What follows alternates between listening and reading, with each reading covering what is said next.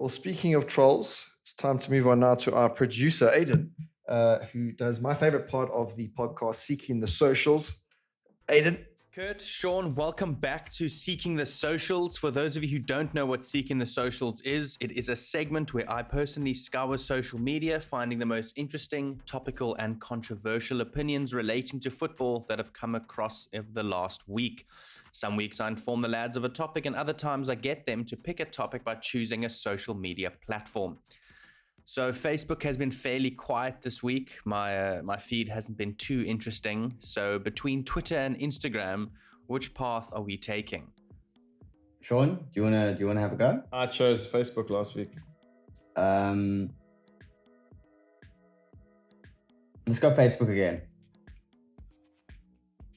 That wasn't a choice. I just said my Facebook feed was quiet and there was nothing on it. Aiden. This is why we need someone else distracting in this podcast. Sorry. Jesus. He does that, Kurt. I forgive you. Bro.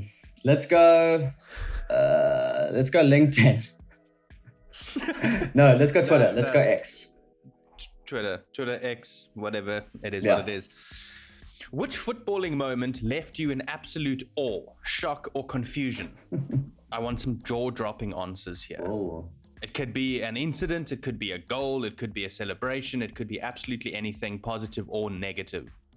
Okay, that's something to think about there. Oh, I've got a goodie. But before you guys get into, you could also, get a incident or something that may be dubbed as hilarious or humorous, rather.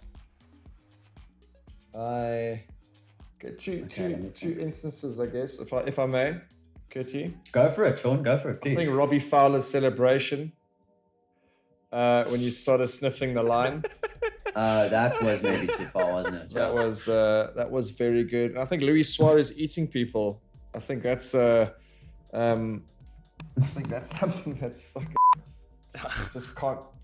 That Fowler thing came after he was accused of doing some naughty things on the down low, right? Probably, yeah. And okay. I think that was just absolutely epic. Luis Suarez eating people is obviously right up there. I reckon. So I just want to piggyback with that, but it wasn't the Ivanovic bite for me in the Premier League. It was the World Cup one. Yeah. On Chiellini. Yeah. It was like he's done it again. Yeah. and what was bizarre about that was that Suarez went down holding his teeth as if to say, "I've been fouled." Yes. That was absolutely bizarre. Ref, I've just been forced to bite someone. That was insane.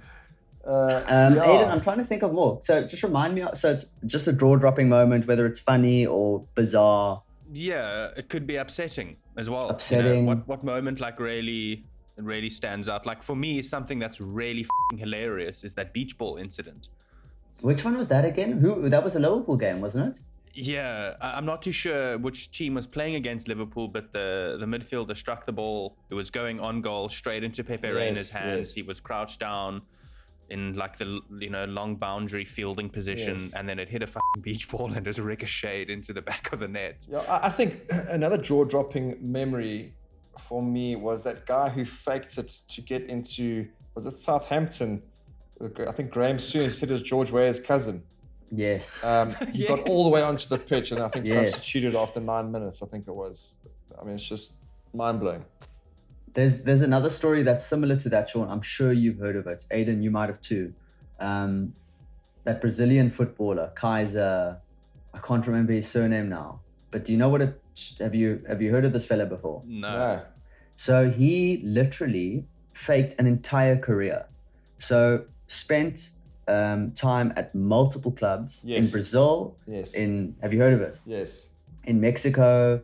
And back then, obviously, it was, I think, like in the 70s, 80s, way before social media. Got injured all the time, I guess. Yeah, so was able to always come up with a story. So he would go on loan to Mexico and then come back to Brazil and say, I was the top goal scorer in the league, and these guys would believe him.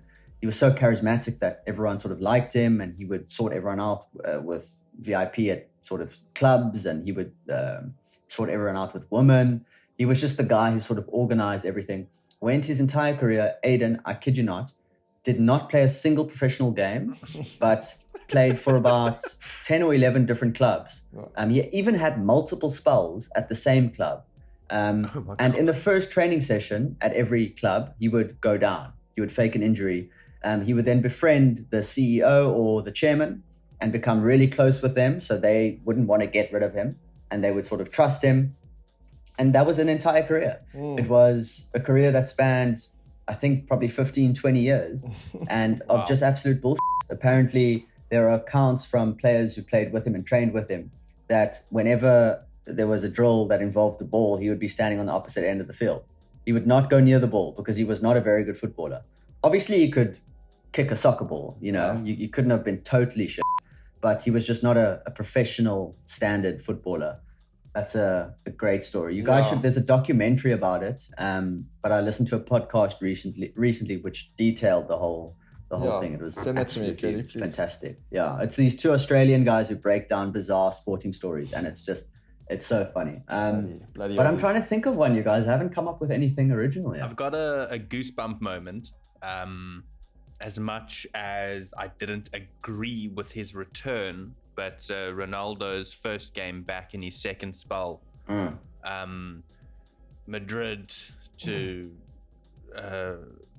Manchester to Madrid to Turin, back to Manchester. That section of commentary was absolutely phenomenal. And then to go and score on his return, and the crowd just absolutely lost their minds. I think that was quite a goosebump moment for me. That was pretty cool. Who was it, against Newcastle? It was. I mean, he scored like a shit goal. It was like a deflection off the goalkeeper. He actually scored twice in that game. He did. He scored twice in that game, yeah. But I don't know. That was like special for a United fan. But the irony is, I didn't agree with his return. So it's like mixed emotions. But wow, what a moment! Just want to say, I'm just so happy that Kurt is adding so much value to this question. I was gonna say now it feels like a bit of a cop out, but that player at Southampton who faked his. I'm joking. But my first real, I don't know.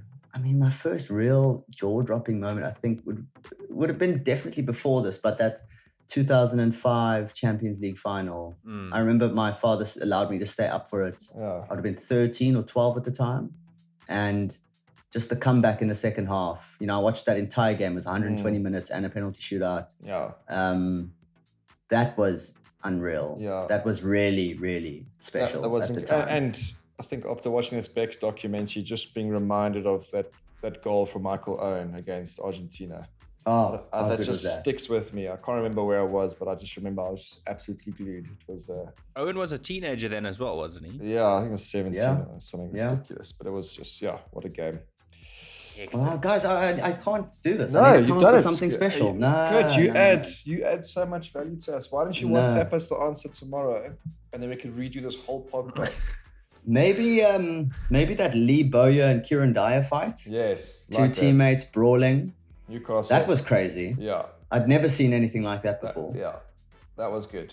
I like that. Aiden, and don't forget that John story? Terry, Frank who was John Terry? Was it Wayne Bridges? Yes. Wayne Bridge. Is that when Terry smashed someone else's wife? Yeah. I love that. Class. Pure class. That's why we love John Terry.